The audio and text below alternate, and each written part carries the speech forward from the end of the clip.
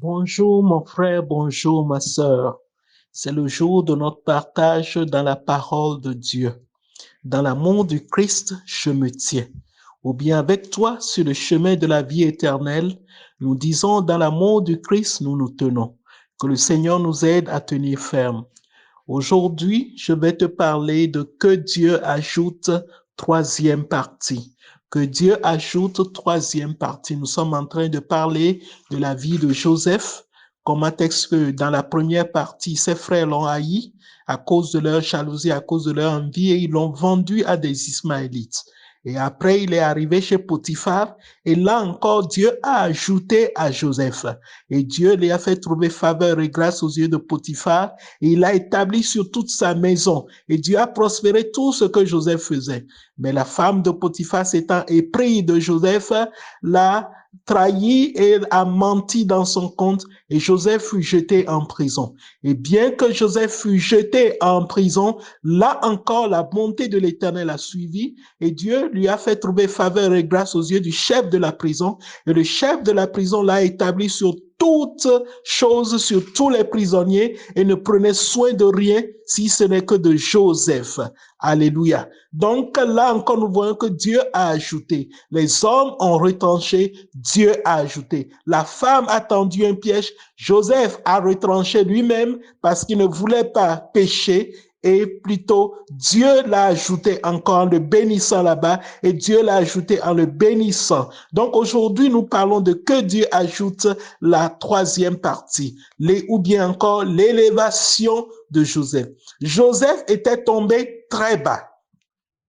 Il a quitté de la maison du père, il est devenu esclave qui était dans la caravane, il est devenu esclave qui était dans la maison et maintenant il est devenu prisonnier. Il dégringole de plus en plus. Mais dans ce dégringolage, c'est Dieu qui est en train d'ajouter à sa vie. C'est Dieu qui est en train de le former. C'est Dieu qui est en train de l'éduquer afin qu'il ne soit plus rapporteur, afin qu'il ne soit plus arrogant, afin qu'il ne pense plus à lui-même, mais qu'il pense à d'autres personnes. Peut-être le chemin que Dieu t'a fait parcourir n'a pas été de chemin réjouissant. Peut-être ça a été un chemin douloureux, mais peut-être c'est Dieu qui est en train de t'ajouter des années d'expérience pour te préparer au poste qu'il a réservé pour toi. Ainsi, Joseph dans la prison, finalement, on a dit que Pharaon, ses serviteurs ont péché contre lui, le chef des chansons et le chef des panetiers. Le chef des chansons, c'est celui qui pressait le vin et qui fabriquait le vin et qui mettait le vin dans la main du Pharaon. Et le chef des panetiers, c'est celui qui faisait les pains et les petits cookies et les petits gâteaux que Pharaon aimait et qui plaçait ça devant Pharaon. Ils ont péché contre leur maître et leur maître l'a jeté en prison. Et ils étaient sous la garde de Joseph, puisque le chef de la prison avait remis toutes choses à Joseph. Et voici que Joseph, dans la prison un jour, il s'est réveillé, il est en train de faire le tour, et il a vu que le chef des échansons et le chef des panetiers étaient tristes. Et quand il a vu qu'ils étaient tristes, voilà qu'il a décidé de leur poser la question, qu'est-ce qui vous rend si triste? Et le chef des échansons lui a dit, nous avons eu tous un rêve cette nuit, et nous savons pas ce que ça signifie. Et Joseph a dit, l'interprétation des rêves appartient à Dieu. Dites-moi vos rêves. Et ils ont dit leurs rêves. Le chef des chansons a dit que il a vu un sarment un sceptre qui s'est poussé et qui portait trois sarments et les sarments portaient des grappes mûres et j'ai pressé et j'ai mis dans la coupe et j'ai donné à Pharaon. Et Joseph lui a dit encore 3 jours, Pharaon va t'appeler et Pharaon va te lever et Pharaon va te redonner ta position. Et le chef de panetier, encouragé par ce que Joseph a dit, moi aussi il y avait 3 corbeilles dans mon rêve, 3 corbeilles sur ma tête, des pains blancs et le dernier corbeille en haut portait des petits gâteaux pour Pharaon et les oiseaux du ciel mangeaient. Et Joseph lui a dit, pour toi, c'est 3 jours. Encore 3 jours, Pharaon va t'élever, mais il va te faire pendre. Et les oiseaux du ciel vont manger ta chair. Et quand Joseph a parlé, il a dit au chef des échansons, souviens-toi de moi quand tu seras rétabli, parce que j'ai été émis ici et par fausse accusation, je suis innocent de tout ce qu'on m'accuse. Et on m'a enlevé de la maison de mon père et on m'a envoyé ici. Mais quand le chef des échansons est sorti, il a oublié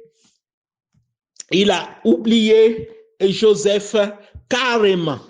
Et après 2 ans d'oubli dans la prison, Pharaon a eu un rêve.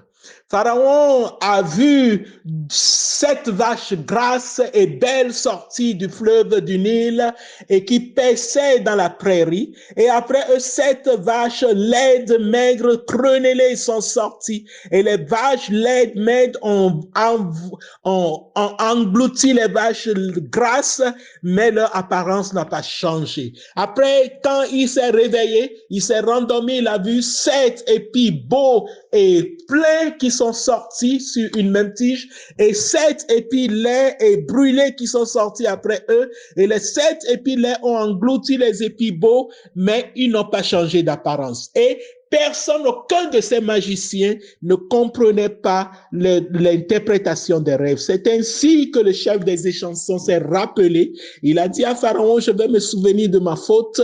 Quand tu m'avais mis en prison, j'ai rencontré un jeune hébreu là-bas et nous tous, nous avons eu un rêve et il nous a dit l'explication de nos rêves selon l'explication et tout s'est accompli comme il a dit. Alors Pharaon a dit d'amener Joseph. On lui a changé des habits et il est venu devant Pharaon et Pharaon lui a raconté le rêve. Et Joseph a dit, ce n'est pas moi, mais c'est Dieu qui donnera de l'interprétation au Pharaon.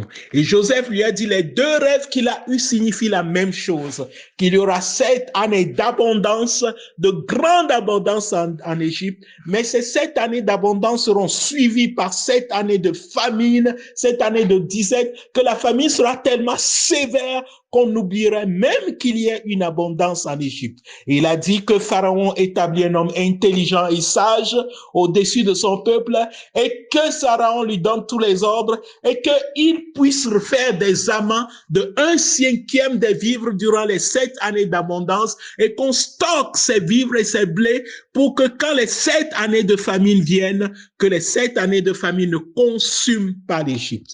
Et quand Joseph a dit ça, ça a touché Pharaon. Et Pharaon a dit, est-ce que nous pouvons encore trouver quelqu'un en qui il y a l'Esprit de Dieu? Et ça, c'est une bonne qualification. Quand vous voyez l'histoire de Daniel plus tard, Nebuchadnezzar va dire, l'Esprit de Dieu est en Daniel. Mon frère, est-ce que les gens en te voyant, dans ton action, dans ta sagesse, dans ta parole, est-ce que les gens voient l'Esprit de Dieu ou bien ils voient plutôt un esprit arrogant, un esprit hautain, un esprit sale, un esprit maléfique? Que Dieu fasse que dans mon cœur, on puisse voir l'Esprit de Dieu. Que Dieu fasse que dans ton cœur, on puisse voir l'Esprit de Dieu. Que Dieu fasse que, à partir d'aujourd'hui, que nous soyons taxés d'hommes de l'Esprit de Dieu. Que nous soyons caractérisés de l'homme de l'Esprit de Dieu, de la femme de l'Esprit de Dieu. Que ton épouse, que tes enfants puissent dire, maman est pleine de l'Esprit de Dieu. Papa est plein de l'Esprit de Dieu. Et que toi-même, tu puisses dire la même chose de ton épouse ou bien de ton époux ou bien de tes enfants. Nous sommes caractérisés par l'Esprit de Dieu. Et Pharaon a élevé Joseph. Il a dit, seul le trône me séparera de toi. Et il a donné son anneau à Joseph. Il lui a donné un fin-leu. Il a fait promener devant lui après son chariot. Il a dit, abaissez, agenouez. C'est l'homme que j'élève. Il a donné une femme à Joseph. Il a donné au nom de Joseph Tchatnapanea. Voilà comment est-ce que Dieu a élevé Jésus et Joseph. Quand Joseph était dans sa patrie, qu'il a eu le rêve, si on lui avait dit que c'est en Égypte que tu régneras, il allait dire non. Il allait dire non, je ne connais pas l'Égypte, je n'ai rien à faire avec l'Égypte. Voilà que quand il était dans la maison de son père, il croyait que c'est là que Dieu allait l'élever. Pourtant, la destinée de Joseph, c'est pour l'Égypte. Et pour l'Égypte, en même temps, indirectement pour toute sa maison, parce que sa famille, durant les temps de la famine, vont venir en Égypte plus tard, et Joseph va les recueillir en Égypte pour les sauver de la famine.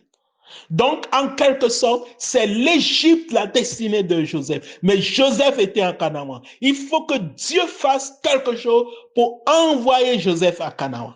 Et Dieu a utilisé les imperfections de Joseph pour envoyer Joseph à Canaan. Joseph était rapporteur. Joseph avait raconté ses rêves pas dans la sagesse. Et Dieu a utilisé ça pour permettre à la jalousie et à l'envie de ses frères de le vendre pour que Joseph puisse aller au lieu où il va rencontrer sa destinée. Quand on vendait Joseph, Joseph se lamentait et Joseph ne comprenait rien. Même quand il parlait à des chansons, il a dit, on m'a enlevé de la maison de mon père. Pour lui, tout était dans la maison de son père. Et pour Dieu, tout était dans la maison de Pharaon en Égypte. Et il a fallu que la haine de ses frères l'envoie sur le chemin de sa destinée. Et quand il arrive en Égypte, Potiphar l'a enlevé. Mais ce n'était pas la destinée de Joseph dans la maison de Potiphar. Il faut que Joseph rencontre les chansons pour que Pharaon entende parler de Joseph un jour. Donc il a fallu que la femme tombe amoureuse des règlements de Joseph et que la femme mente dans le conte de Joseph pour que Joseph soit placé au bon lieu dans la prison pour rencontrer les chansons. Tout cela, c'est la grâce de Dieu qui est en train de faire. Dieu était en train d'ajouter à Joseph au moment où Joseph, lui, pensait qu'il était en train de dégringoler. Quelle est ta pensée, mon frère? Quand toi, tu penses que tu es en train de dégringoler, Dieu était en train de te positionner. Dieu était en train de t'ajouter parce que ton nom spirituel est que Dieu ajoute. Et ainsi, il a rencontré les chansons. Les chansons s'est souvenu de lui devant le Pharaon après 2 ans et Pharaon l'a élevé. Et on a dit que quand Joseph apparut devant le Pharaon, il avait 30 ans. Il avait 17 ans quand il a rêvé. Il fallait que Dieu utilise le nom de Joseph spirituellement pour ajouter des années d'expérience à Joseph, pour que Joseph soit prêt quand Pharaon va l'appeler. Donc il a fallu 13 ans de dégringolade selon lui et d'ajout selon Dieu pour lui donner les années d'expérience qu'il faut. Est-ce que Dieu t'a ajouté, mon frère? Que le Seigneur te bénisse, que le Seigneur te soutienne. Le temps de ton élévation est venu parce que tu as acquis les années d'expérience qu'il faut. Que Dieu te bénisse et que Dieu te remplisse de sagesse. Vous avez entendu la voix d'un ami dans la diaspora et Christ est cet ami. Dans l'amour de Christ, je me tiens. Ou avec toi, dans l'amour de Christ, nous nous tenons. Que Dieu te bénisse et que Dieu nous fasse tenir. Amen.